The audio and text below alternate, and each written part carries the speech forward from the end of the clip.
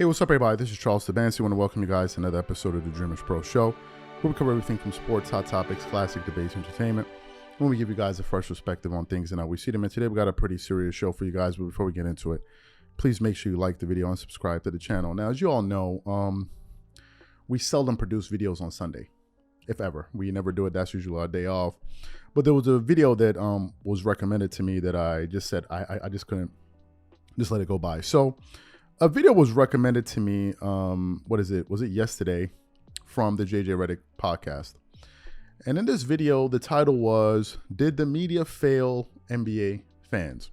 And it was a conversation between JJ and Doris Burke, right? Doris Burke of ESPN. So I started to watch the segment. It was about it's about an 11-minute clip. So they were talking about how, the NBA could have done a better job promoting teams like the Denver Nuggets. And in fact, with the new ratings, with the ratings that came out over the finals, about the finals, we saw that the numbers were comparable to the numbers of last year with the Boston Celtics and Stephen Curry, with names like Jason Tatum, Stephen Curry, and others. And it seems like the NBA may have found something, right? So they're discussing this, and then the conversation is kind of moving along smoothly. And then it gets to a part where JJ Redick did something that I absolutely could not believe. JJ Redick took it upon himself to use this conversation as a moment to basically go after men by implying that the reason that a lot of these sports are not watched, these sports that are dominated by females, is because of some type of inherent male misogynistic bias that maybe we do overtly or covertly. And when he said that, man, I got to tell you, I was really disgusted by what he had to say. So what we want to do is play this exchange between JJ Redick and Doris Burke, and then we're going to come back and continue on with the show. Take a listen to this exchange here. And I always have this debate. I understand we are in the business of making money. Those are facts. And money equals ratings because that equals sales. I get all of that. But I also am somebody who grew up appointment viewing basketball, because when I was a kid, I grew up next door to a park, and I was either out doing it, and actually what I was doing was watching the college basketball game that was on at 1 o'clock or 3 o'clock in the afternoon. And it was always UCLA and Notre Dame or some, big time team like that. And then I'd go out to the park, I'd run between these hedges and be the star of the game that I just watched. But what Dave Gavitt did, Big East, and what, executives did at TV is they tell you who's important. They tell you who's important by who they put on. It's different now. You could turn on a game any day of the week on 7 to 10 different channels, maybe more than that at this point. But I do believe we have some power to build stars, and it is our job. Like, one of our failures, I believe, is outside of people who do love the NBA, do people know that, one of the shooters in NBA history is Damian Lillard? Do people know that? Do enough people know how good Damian Lillard is?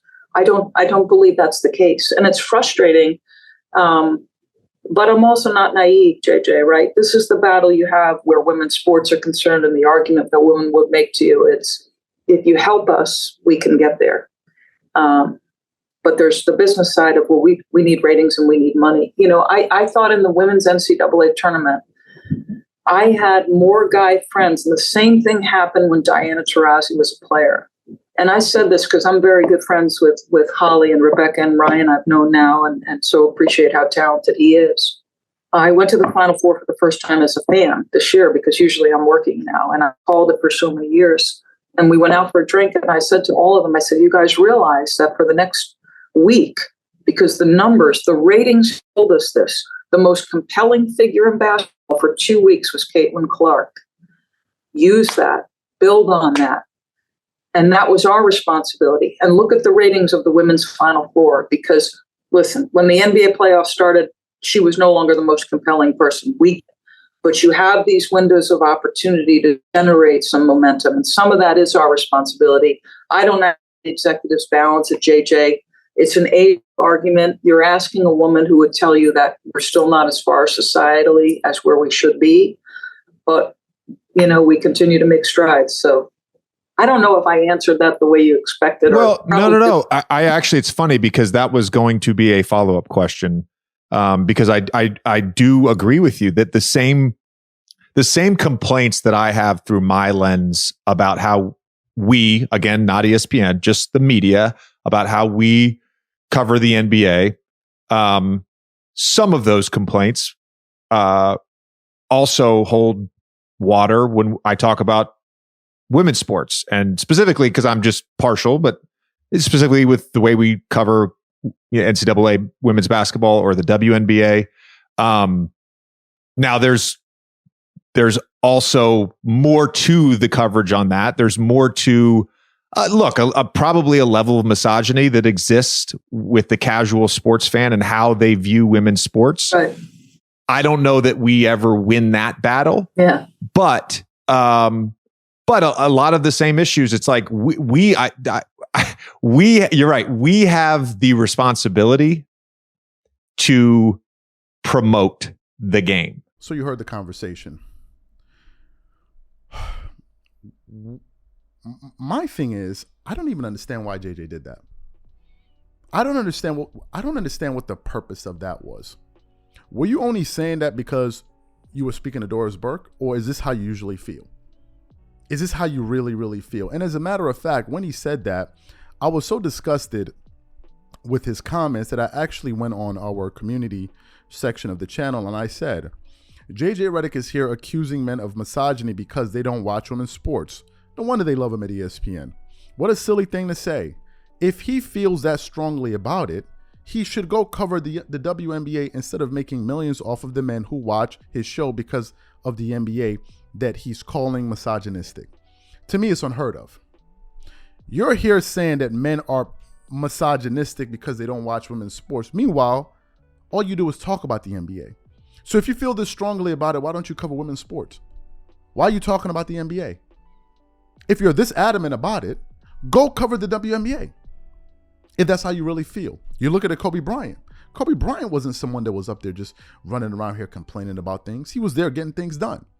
He was supporting the WNBA. You saw he had a daughter, his late daughter, who he was training to become an excellent basketball player. He was supporting a lot of women's causes. He wasn't out there talking about, oh, the reason why women's sports is in the position that it's in is because of what men's doing, but what men are doing. No, he went out there to try to be a catalyst for change without slinging mud at men. And this seems to be something that is very commonplace in society today, especially in the States. I don't know what it is with this attack on men and when it became open season on going after men, and you have so many men that are up there just grifting and basically promoting this agenda. I don't understand it. I thought that was a wrong-headed statement to make. I thought he didn't really think about it enough to actually go out there and say something like that. I think it has nothing to do with misogyny. Men watch what they believe is entertaining. The same goes for women. Let me give you guys some information. Let me give you guys some information that you may be unaware of. Because apparently, if you listen to people like JJ Redick, he'll make you seem like as if the reason why this is some kind of gender war. Let me ask you guys a question. Who do you think gets paid more in the fashion world? Talking about clothes, fashion world. Who do you think gets paid more? Do you think it's male models or female models? Who do you think earns more money? The answer would be female models. And as a matter of fact, according to the Fashion Journal, female models typically earn 2 to 3 times as much as male models do. Male models might earn up to 75% less than female models, claims the industry insider. Gisele Bündchen, the highest paid female model in the world, is a good example. Now, is this because the fashion industry hates men? Is it because they have something against men that's the reason that they pay these women so much money? Absolutely not, and you would be an idiot to assume so. The reason that is, according to businessdit.com, an average person spends $161 per month on clothes, with women spending 76% more than men per year. Women spend more on clothing than men do, so therefore it makes sense for these fashion houses when they have these ad campaigns to feature women. Do you know why? Because women are their buyers. Predominantly. It has nothing to do with being against men. It has nothing to do with them being sexist against men. That was a very, very irresponsible statement to make. Has nothing to do with it. Absolutely nothing. I don't watch the WNBA, so therefore what? That means that what, I don't like women? What are you talking about? My wife doesn't watch basketball, so therefore that means what? She doesn't like men? Like, what are we talking about here? People have their preferences. So to go out there and say it's because of misogyny, I thought that was pandering. I thought it was dangerous. And most importantly, I thought it was idiotic.